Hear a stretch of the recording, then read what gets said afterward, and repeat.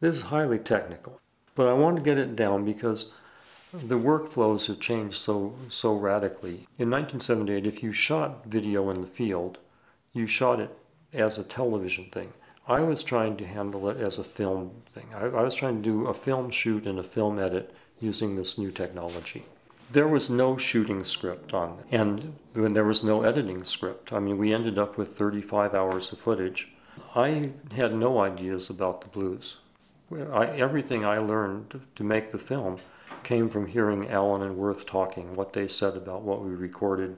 Over about 6 months, the station, when they had time, would duplicate one of these 3/4-inch cassettes onto a 2-inch tape and make me a 1/2-inch reel-to-reel tape with the time code number burned in.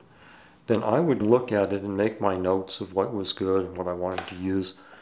And I'd have one tape deck that had a blank tape on it, and the other tape deck had the window dub on it. And I'd go along to find the exact instant that I wanted to edit, and I could rock it back and forth with my hands so I could find the beat, you know, or with the first note or something. Then I'd back it up by hand 5 seconds and back up the other deck 5 seconds, turn them on at the same time, listen for my cue, and then hit the record button.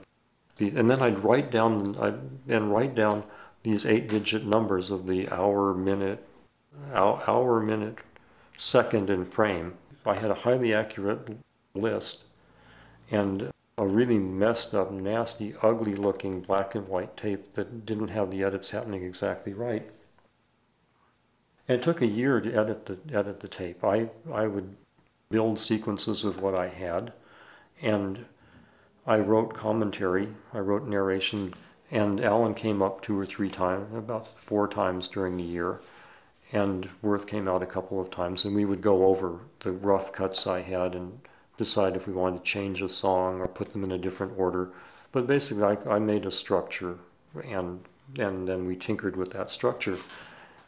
The station had just purchased a CMX editing machine, a computer that would keep track of the edit list and drive tape decks. So it would drive the source deck and drive the record deck and match them up and then lay the edits in automatically.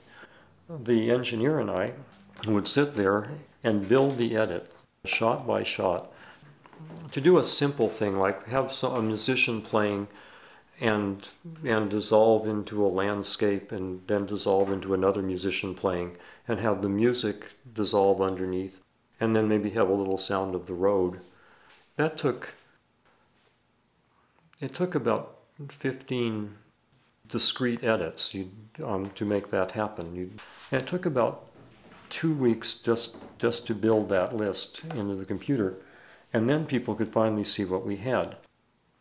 After you make your first edit and build your edit decision list, you then have to do what's called an online edit, where you go to the master quality tapes, in this case they were 2-inch tapes. They had 8 of these enormous quad machines.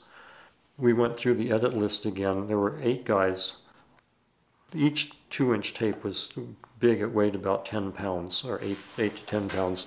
And they'd lift these suckers up and slam them onto the thing and tighten them up. Then they'd have to run the thing through the color bars at the beginning of each tape so that it matched the color bars on the record machine so the color didn't shift at each edit. And then they'd lay down the 5 shots from that, or the 2 shots, or the 1 shot from that tape. And meanwhile, they were loading up 6 other decks with the next tapes that were in line and switching it. It took 2 nights from 11 o'clock to 4 in the morning, or 4 or 5 in the morning, to get this in. This is where we had a little bit of opportunity to tweak the color, put in the correct people's names. 30 years later, when I was working on this DVD, I put it all in Final Cut on my computer. I could color correct everything as I went. I adjusted sound levels as I went. I could put in the titles as I went. And when I was finished, it went straight to DVD. I didn't have to conform the edit, do any of that stuff.